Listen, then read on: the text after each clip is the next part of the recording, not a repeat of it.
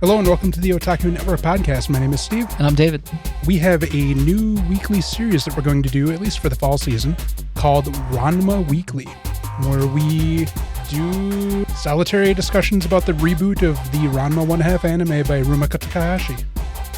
The anime originally aired between 89 and 94, ran for 7 seasons, and was brought out into America in the early and mid-90s by Viz.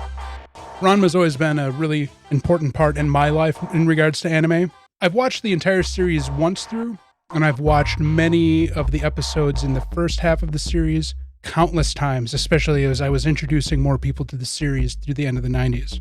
So I was really excited when the reboot was announced.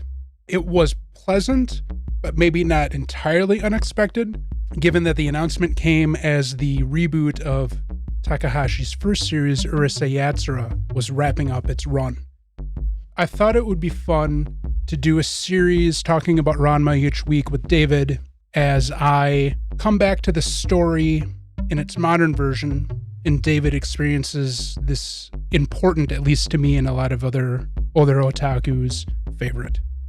So, for those who don't know, Ranma is a martial arts-based romantic comedy that deals with a 16-year-old martial arts expert named Ranma Sawatome. Ranma has been trained since early childhood by his father Genma in the form of martial arts that his father is a part of, called Anything Goes Martial Arts. It is a special school of kenpo, to the point where Genma is maybe one of anime's worst fathers. So he's pretty much sacrificed his son's life for everything other than martial arts to just force him into learning Anything Goes Martial Arts to the level that he has. 2 weeks prior to the series, the two had gone to a secret training ground in China called Jusenkyo without realizing the dangers that it posed. Within Jusenkyo are 100 ponds, or is it 101? I don't remember specifically. I thought it was 1,001. Either way, a lot of ponds.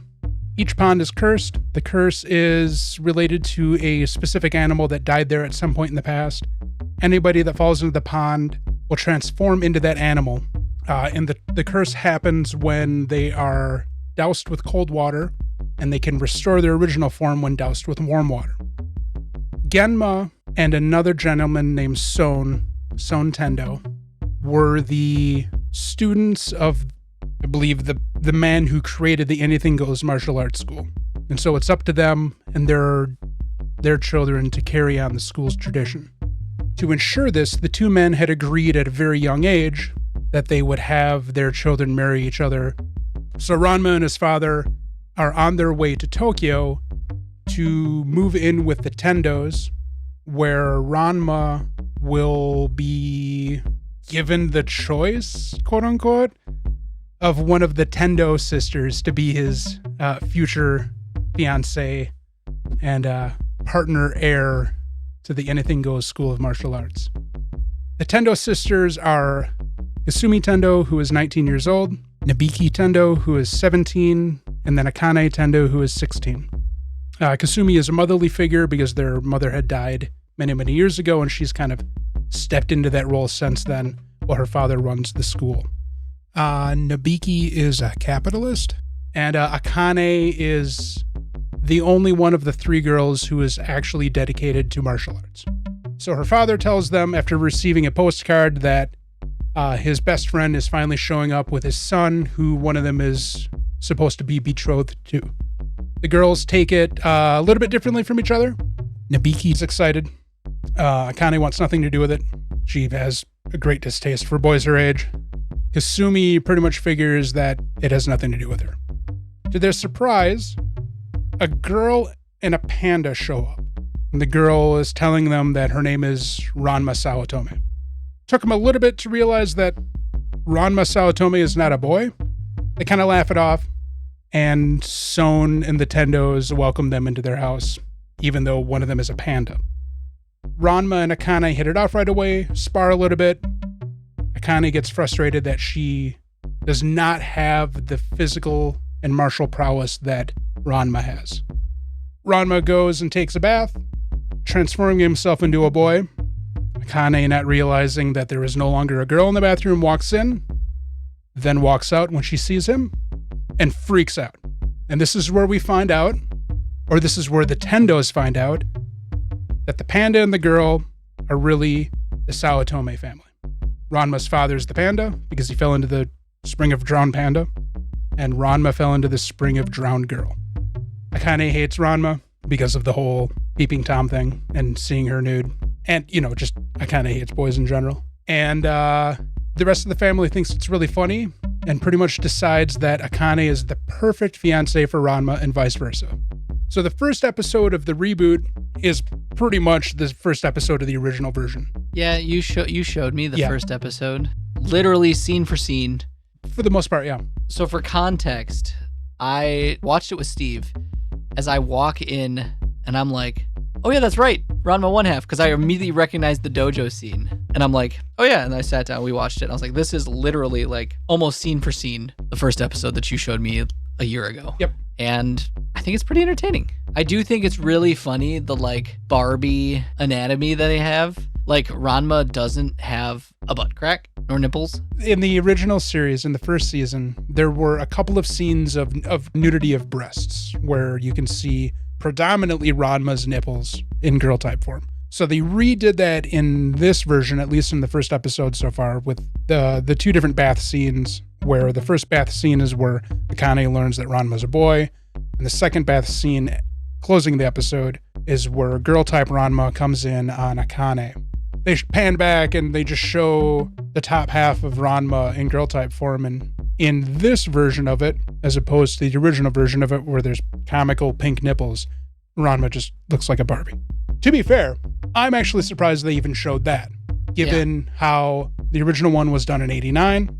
This is now 2024. There is a little bit of a different approach to some things in anime. And Ranma... They did put up that as TVMA. I'm talking about from the Japan perspective. So when Ranma was airing on TV in Japan, if I remember correctly, it was airing primetime on Sundays. Okay. So it was kind of like the family block. Japan also has a different approach towards nudity than America does. Yeah. Because Japan is not inhibited by a puritanistic history. Yeah. Like America is. There's plenty of children's anime or anime designed for young children where there is, a character who's just penis is flopping about all the time because it's a little kid. And there's the infamous bikini Jessie cross-dressing episode of Pokemon. Hell yeah, he had some tits. Japan approaches nudity a little bit more openly than America does. Shockingly enough, Ranma's a product for Japan. Yep. It just happens to come to America as well. Yeah. But I was still surprised that there was the amount of nudity that there was, given that after the first season of the original one, that pretty much all just went away. Yeah. The way that they handled the episode and the way that it was updated. So the artwork is still simplistic and close to the style of the manga. Mm-hmm. It's more rounded now than it was originally. I think that feels better. The characters feel more age appropriate. I like that girl type Ranma is significantly more diminutive than she was in earlier. She was always kind of a little bit shorter than Akane in the original series, but now she's like noticeably smaller. Ranma and Akane feel like 16-year-olds now more than I think they did in the original. The art is very smooth, very fluid, very polished. I mean, they were on such a shoestring budget in the original series. They obviously have more flexibility now, especially with Netflix kind of bankrolling part of it as well. But they've done direction choices that are enhancing the experience, particularly with the fight where we're first introduced to Ranma and Genma in their changed forms when they're on their way to the Tendos and fighting in the street, where it shifts style to be indicative of being comic-like. Yeah. Where the color palette changes to being this kind of like pastel thing with heavy lines, and there's like the dot I can't think of the real term, but there's the dot shading stuff. Cell shading. No. You replicate shadow by just having a series of dots. I forget what it's called. And just all the sound effect katakana that are sprinkled throughout everything, much more so than there was in the original. I'm really happy with this so far in the first episode. So we don't know how long this is going to run. The reboot of not Mason Ikoku. God, I wish we would get a reboot of Mason Ikoku, because that's my absolute favorite Rumiko Takahashi series. The reboot of Urusei Yatsura lasted for 2 seasons. Ben Day Dots. Okay, thank you. Ranma originally ran for 7 seasons. Unfortunately, like I tell everybody, you really just need to stop watching it about halfway through this 3rd season, because the story stops progressing. It just becomes repetitive and annoying with the second half of the series. Like, it was sad. I don't know how long this is going to run. It probably isn't going to run that long, and it will be interesting to see what story they choose to cover. There are 2 themes of Ranma. Well, really 1 theme of Ranma. It's the will they, won't they of the honesty of emotions between Akane and Ranma. Can they actually work together as a couple? And will they ever get to a point where they can admit it to themselves and to each other? But at every turn, there is conflict and distraction by people either wanting to be the recipient of either of theirs love, or just outright fighting them for bragging rights or something. So the whole backbone of this thing is everybody is a goddamn martial artist. And we'll start running into contests that are loosely described as martial arts. So we'll see the anything goes ice skating martial arts competition. Or we'll see the anything goes rhythmic gymnastics martial arts competition. And the problem with the original series and the manga is like this too, after talking with Paul about it, because I never really read the manga, was the manga kept doing this again and again and again and again and again. Kane would be offered up as a prize for competition, and Ranma would just have to fight to save her, even though he doesn't admit that he likes her. So we'll see how this goes. I love Ranma, but it's annoying at the same time. We're about to will they, won't they for 47 seasons. The manga never concludes with a definitive answer. Fuck. That's all I'm going to say. Because it was never covered in the anime, but who knows what will happen with this reboot. A character that showed up at the end of the anime that I don't know how much she showed up in the manga is Ranma's mother. And I'm hoping we get to see her again in this reboot, because Ranma's mother's character's dynamic is fantastic. And I'll just say that, because Ranma's father is one of the worst fathers in anime. And the award for worst dad in anime history goes to... So it's between him, one dude from Fullmetal Alchemist, or Shinji's father from Evangelion. In my mind. Eren Yeager's dad is up there too. Nope. Wait until you watch Fullmetal Alchemist. You'll be like, that father is a piece of shit. Ranma 1/2 is returned after 35 years. Well, no. It originally aired 35 years ago, and now it's airing again. And this polished version looks great, and so far has delivered what is expected. I'm excited to see this. I'm going to enjoy you going down this journey of a series that was so formative of me in the mid-90s. All right. That will be the end of the first week of Weekly Ranma.